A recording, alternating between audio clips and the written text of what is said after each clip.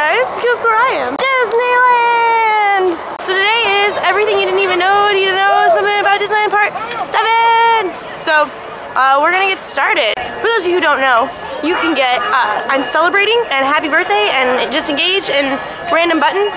You can get them at ticket booths, such as those, or City Hall, which is in the park. And if you're celebrating your birthday, even if it's not your birthday day, if it's close to your birthday, you can go get them. And then everybody else in your party can get I'm celebrating pins so that people in the park know it's your birthday. All of the buildings in Main Street and in Fantasyland are cute and small for a couple different reasons, but the main reason was because Walt Disney thought cute, tiny buildings seemed friendlier to people. Between 1998 and 2009, they had special kiosks in Main Street in different shops that looked like giant music boxes that you could get special CDs burned. You can get up to 10 songs on each CD, and they were special limited edition songs you can only get here.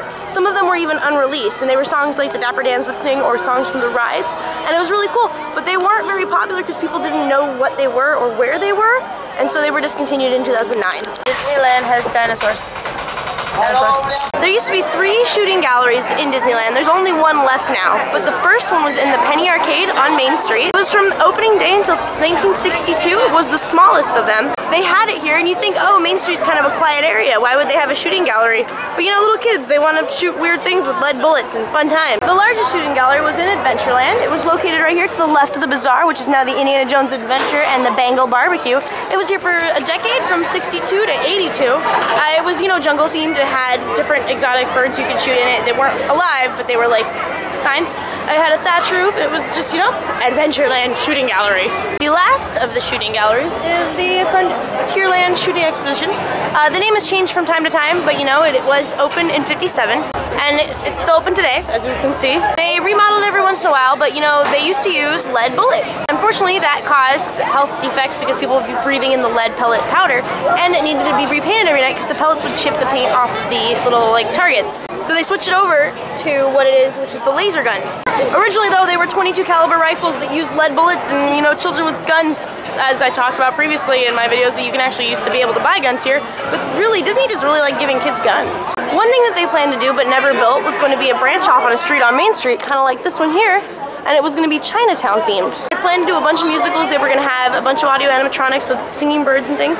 Wally Bowe had even written a couple scripts and ideas for what they were going to do, and Herbert Ryman had already designed it. It was pretty much ready to go, but they never built it. And they used actually the singing bird idea for the Tiki Room. Actual Prince Charming. Ready! When Wally Bowe came to work for Disneyland, he signed a 2-week contract. He was going to write some skits and have some comedy acts, and he ended up working 3 decades for the park. He's an owner of a Guinness World Record for being a star in the longest running stage production of all time. It's called the Golden Horseshoe Revue. He performed in it over 40,000 times, and he wrote it and then acted in it. The most realistic audio animatronic of all of Disneyland. Opened in 1955, a little known fact, there was a restaurant here called Casa de Fritos. It was located right here at Rancho de Zacalo at the restaurant back there. Owned by Frito-Lay, they would make chips. They were triangle shaped so that people could carry them around the restaurant and the park, because at the time in the 50s, Mexican food was exotic. It wasn't commonly like found in places, so people were like, oh, Mexican food. They actually had to have in souvenir books, they had to describe what type of food they sold there because it was a confusing thing. They sold exotic food items such as burritos and enchiladas. Unfortunately, it closed in 2001, but the rumor as it goes was that the chips that they would sell, they were fried corn chips, and they would powder them with dust, and they called them Doritos. This is the birthplace of Doritos. Yay! I like Doritos. They're located in this area between 56 and 64. According to rumor, because nobody quite knows very much about the shop, there was a place called the Davy Crockett Arcade, which I've talked about in previous videos. But inside the Davy Crockett Arcade, apparently there was a place called the Bone Carving Shop, where you could get jewelry or other things that were carved from bone. During one of the Davy Crockett Arcade remodels, though, it was taken out and nobody knows where it went. Worst water ride in the park. The #1 most popular thing sold in Frontierland that is still sold today is the raccoon Davy Crockett skin cap. So that's it for today, guys. Thanks for watching my video. Stay tuned for next time's video, which is going to be a special themed video.